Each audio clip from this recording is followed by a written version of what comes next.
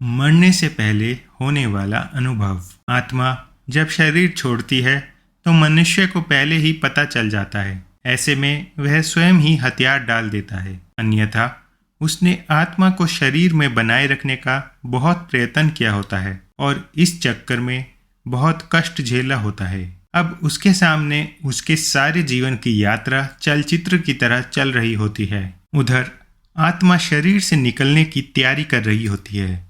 इसलिए शरीर के पंच प्राण एक धनंजय प्राण को छोड़कर शरीर से बाहर निकलना आरंभ कर देते हैं। यह प्राण आत्मा से पहले बाहर निकलकर आत्मा के लिए सूक्ष्म शरीर का निर्माण करते हैं, जो कि शरीर छोड़ने के बाद आत्मा का वाहन होता है। धनंजय प्राण पर सवार होकर आत्मा शरीर से निकलकर इसी सूक्ष्म शरीर में प्रवेश कर जाती है। बहरहाल अभी आत्मा शरीर में ही होती है और दूसरे प्राण धीरे धीरे शरीर से बाहर निकल रहे होते हैं कि व्यक्ति को पता चल जाता है।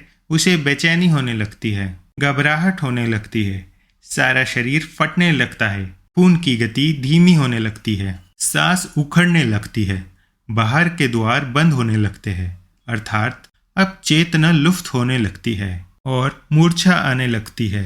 चेतनीय ही आत्मा के होने का संकेत है और जब आत्मा ही शरीर छोड़ने को तैयार है तो चेतना को तो जाना ही है और वो मूर्छित होने लगता है। बुद्धि समाप्त हो जाती है और किसी अनजाने लोक में प्रवेश की अनुभूति होने लगती है। यह चौथा आयाम होता है। फिर मूर्छा आ जाती है। यह चौथा आयाम होता है और फिर मूर्छा आ जाती है और आत्मा किसी भी खाली हुई इंद्रियों से बाहर निकल जाती है। इसी समय चेहरा विकृत हो जाता है। यही आत्मा के शरीर छोड़ देने का मुख्य चिन्ह होता है। शरीर छोड़ने से पहले केवल कुछ पलों के लिए आत्मा अपनी शक्ति से शरीर को 100% सजीव करती है, उसके निकलने का मार्ग अवरुद्ध न रहे और फिर उसी समय आत्मा निकल जाती है और शरीर खाली मकान की तरह निर्जीव रह जाता है। इससे पहले घर के आसपास कुत्ते बिल्ली के रोने की आवाजें आती है। इन पशुओं की आंखें अत्यधिक चमकीली होती है, जिससे यह रात के अंधेरे में तो क्या सूक्ष्म शरीरधारी आत्माओं को भी देख लेते हैं। जब किसी व्यक्ति की आत्मा शरीर छोड़ने को तैयार होती है तो उसके अपने सगे संबंधी जो मृत आत्माओं के रूप में होते हैं उसे लेने आते हैं और व्यक्ति उन्हें यमदूत समझता है। कुत्ते बिल्ली उन्हें साधारण जीवित मनुष्य ही समझते हैं और अनजान होने की वजह से उन्हें देखकर रोते हैं और कभी कभी भौंकते भी हैं। शरीर के 5 प्रकार के प्राण बाहर निकलकर उसी तरह सूक्ष्म शरीर का निर्माण करते हैं जैसे गर्भ में स्थूल शरीर का निर्माण क्रम से होता है। सूक्ष्म शरीर का निर्माण होते ही आत्मा अपने मूल वाहक धनंजय प्राण के द्वारा बड़े वेग से निकलकर सूक्ष्म शरीर में प्रवेश कर जाती है। आत्मा शरीर के जिस अंग से निकलती है उसे खोलती है, तोड़ती हुई निकलती है। जो लोग भयंकर पापी होते हैं उनकी आत्मा मूत्र या मल मार्ग से निकलती है। जो पापी भी है और पुण्य आत्मा भी है उनकी आत्मा मुख से निकलती है। जो पापी कम और पुण्य आत्मा अधिक, उनकी आत्मा नेत्रों से निकलती है। और जो पूर्ण धर्मनिष्ठ है, पुण्यता और योगी पुरुष है, उनकी आत्मा भारंद्र से निकलती है। अब तक शरीर से बाहर सूक्ष्म शरीर का निर्माण हुआ रहता है, लेकिन यह सभी का नहीं हुआ रहता। जो लोग अपने जीवन में ही मोह माया से मुक्त हो चुके योगी पुरुष है, उन्हीं के लिए तुरंत सूक्ष्म शरीर का निर्माण हो पाता है। अन्यथा जो लोग मोह माया से ग्रस्त है परंतु बुद्धिमान है, ज्ञान विज्ञान से अथवा पंडितीय से युक्त है, ऐसे लोगों के लिए 10 दिनों में सूक्ष्म शरीर का निर्माण हो पाता है। हिंदू धर्मशास्त्र में 10 गात्र का श्राद्ध और अंतिम दिन मृतक का श्राद्ध करने का विधान इसीलिए है कि 10 दिनों में शरीर के 10 अंगों का निर्माण इस विधान से पूर्ण हो जाए और आत्मा को सूक्ष्म शरीर मिल जाए। ऐसे में जब 10 गात्र श्राद्ध पूर्ण नहीं होता और सूक्ष्म शरीर तैयार नहीं हो जाता, आत्मा प्रेत शरीर में निवास करती रहती है। अगर किसी कारणवश ऐसा नहीं हो पाता है तो आत्मा प्रेत योनि में भटकती रहती है। एक और बात, आत्मा के शरीर छोड़ते समय व्यक्ति को पानी की बहुत प्यास लगती है।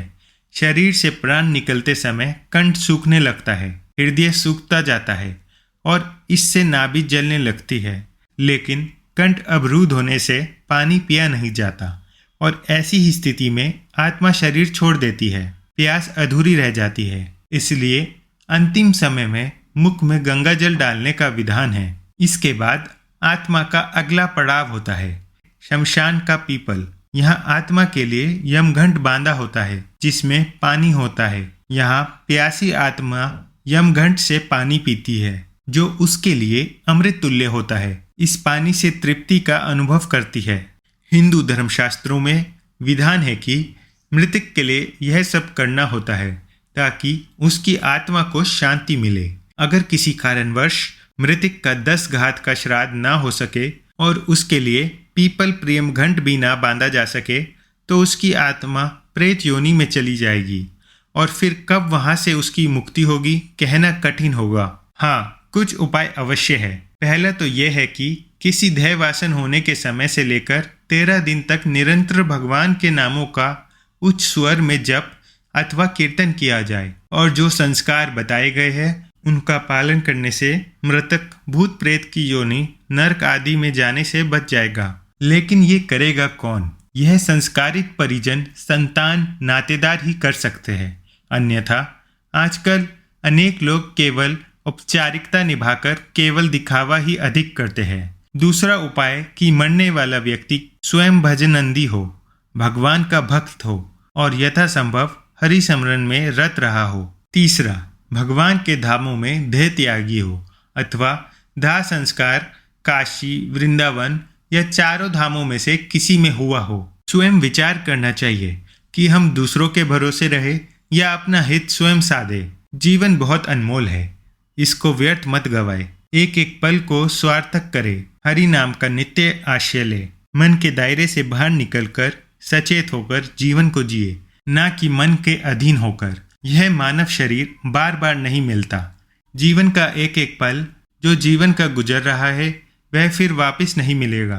इसमें जितना हो भगवान का स्मरण जाप करते रहे। हर पल जो भी कर्म करो बहुत सोच कर करो, क्योंकि कर्म परछाई की तरह मनुष्य के साथ रहते हैं। इसलिए सदा शुभ कर्मों की शीतल छाया में रहे।